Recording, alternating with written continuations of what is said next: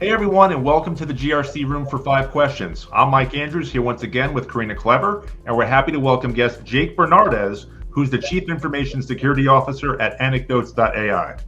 Jake actually led the company's SOC 2 Type 2, ISO 27001, 27701, and 42001 efforts, all within his first 6 months at the company, which is really impressive. How are you doing today, Jake? Amazing. Thanks for having me. And while I own the certificates, let me be clear that my team is amazing. Adeel, Bakht, and Kipnis particularly lead on the compliance efforts. Killer. Fantastic. Being a GRC platform, that's extra impressive. So without further ado, let me pass it up to Karina and she'll get us going.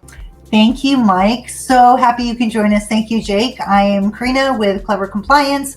We are a compliance management as a service provider, and lately we have been working on a lot of TPRM and busting toolard projects for our clients. And I really do want to get your thoughts on the ISO 27701 that just got published this week, which we've all been waiting for very anxiously. That is not one of our questions. So let me go ahead and ask you our real true first question. So which part of cyber GRC do businesses struggle with the most, do you believe? I think there's two parts. This one is a process problem, one is a technology problem. The process problem is TPRM. No one has solved it. It's fundamentally broken in the way it's done for every business, and every attempt to fix it now, I think, is just more of the brokenness. Like, we need to find some way to leverage MCP, agentic, and AI to do this in a better, smarter, open source way. Like, the process is damaged. On the other side, I think technologically speaking, data. Like, GRC is still in the past, where it lives in screenshots, spreadsheets, and asking people questions. The data is out there, like, we need to be driven and powered by it.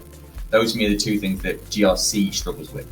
I'm actually gonna really agree with that answer, both of those. On the, the vendor management, the TPRM side, what I'm seeing are a lot of CYAs that are happening contractually down the line, right? With, if you hire a vendor, you have no visibility to what they're doing with your data, and you have no contractual obligation to have any visibility downstream to their subservice organization. So when you get that SOC 2, there's absolutely no reason for them to have to disclose any of that. So MUFG, as an example, is a bank that put their foot down a bit ago and said, if you don't disclose to us who your subservice organizations are, we won't do business with you. And I'm sorry, go ahead. I was going to say that there's that, and the other broken bit, if you reference like their SOC 2, I'm like, well, the problem is now you've got any company that guarantees SOC 2 pass rates, either a technology provider or an audit provider. Well, I can't trust any of your clients right now. Exactly. So I've got the bigger problem of like fourth and fifth parties. Forget third and second parties, fourth and fifth parties. Like, I'm going to have to start asking questions beyond Correct. Give me your evidence, because I don't trust the evidence anymore. Bingo, exactly right. And that is a problem. And on the data side, data classification, data structuring, data mapping, the most golden egg data is what, 5%, right? But we're hoarding data and we're holding on to it in perpetuity. And I mean, this is like the equivalent of, you have to hold on to the onesie that you were wearing when you were 3 months old and stash it in the back of your closet just in case you might use it one more time, right? As an adult. I mean, it's as absurd as that, but we have so much data that we're holding on to for absolutely no reason. There's no data purposefulness or data minimization principles that are even at play anymore. And that makes things so much more complicated. I think there's a deeper bit under that as well, that I agree that data handling is an issue, but even the data existence itself, if you look at the fact that people are still showing a screenshot to show that encryption at rest is turned on, like, really? Like, that is the most simple API call you can possibly make. Why are we still doing that in 2025 in any businesses? Yeah, I was joking with someone the other day. Maybe like we can use a process of automating the screenshot grabbing as a gateway drug to automation. I like it, but I kind of feel like it's time to push people off the cliff and just hope they learn to fly. Yeah, no, both parts of your answers were really good. For the second question, Jake, what's one data breach that stood out to you and why? Why that one? It's current, and it's because it's everything GRC. NPM is the perfect example. Like, from start to finish, it's a social engineering attack that it starts with, which is a lack of training, like a lack of understanding. And it's a technical engineering guy who gets breached from open source intel from his LinkedIn and from various other social accounts. It's then a well-engineered account that goes into a third-party component. This is code, so it's part of your SSDLC process. So there's gaps and missing parts, so I do not identify that. There's then to the data problem. You've got public GitHub repos now being exposed. Like, do you actually manage and control your public GitHub repos? Do you even know how many repos you've got and what people can get access to? There's a whole piece then around managing your like exposure state and managing your entire development environment. There's outside that, once you find out, you've got to be pretty good at patching. You've got to be pretty good at like now rebuilding your SDLC pretty quickly. You've got to be pretty good at communications because it became very public very quickly. So I thought that one super current and end to end. There is so many parts of GRC that is like the perfect example of modern software supply chain breaches, because while it was a technical software supply chain issue, it was also a vendor management issue, and it was a GRC issue that caused it to begin with. Gosh, I agree with that one. And, I always say back to the basics. We're so busy spinning with those 12,000 row checklists and having auditors walking aimlessly in our hallways like we don't know what they're doing and they don't know what they're doing some of the times. I don't want to insult everyone, but, there's such a disconnect between the ethereal frameworks and regulations that have these ethereal words in them that don't mean anything for our actual operations. And there's no match that happens from the bottom up to come with that top-down approach to reflect our actual true real operations and the controls we need. Although the checkbox compliance is all in place, right? I mean, the auditors come and they check everything off. But here we're seeing these endless breaches left and right in our industry. And we keep doing the same things over and over again, but expecting different results. But the breaches continue in insurmountable numbers. Okay, next question. What is the most impactful GRC-related advice that you've ever received? It's actually not that old, and it came from our CEO here at Anecdotes, Kipnis. And when I came with a budget proposal, he basically said, show me like why we're spending this. So I took it back to the drawing board and I looked at our risk register top to bottom and linked in every single risk line a little icon of the tool or software that I buy to try and reduce or mitigate that risk, of any auditing services related to that risk, of any consulting services, even of the headcount that I currently have and any headcount I'm applying for. Then I put in the other column where there's risk left with nothing in them, or if I'm not sufficiently reduced it to my comfort level, here's the logos of the tools and people and services I'm going to need. So for me, like the best advice I ever got in GRC is we always talk about translate it into business terms, like translate into ROI. And that seems so ephemeral, like somehow, like it's really hard to try and work out. But that's concrete for me. If you go back to risk and say, here's my risk that's specific to me and my business in this point at time, like in these current challenges, here's the things that I am doing and spending and time and effort I'm putting in to reduce or mitigate those risks. That is a concrete evidence of a GRC program's maturity against certs, audits, whatever. Yeah, that's a really big one. It's like a lot of cybersecurity practitioners wait until the business leader asks, or wait till you have to go brief the board to translate the risk numbers into dollar figures. So if like you just crunch those numbers either directly in your risk register or based on the risk register, have that information ready. That way, both when you're asked, it's available, but also in your own mind, you're thinking that way to begin with because it's right there.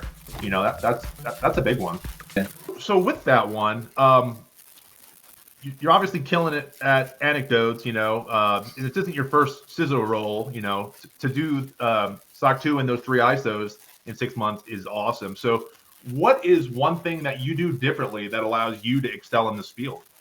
I think there's 2 sides to that question. I think one is people and one is tech. I think on the people, and I made sure at the start of this call to shout out the members of my team that have been fundamental to our compliance efforts, Adeel and Mikhail. And I think that the best thing you do to excel as a security leader is hire the best people. Hire people who make you uncomfortable because their intelligence is greater than yours in many domains and areas. And then set them free and get the hell out of the way.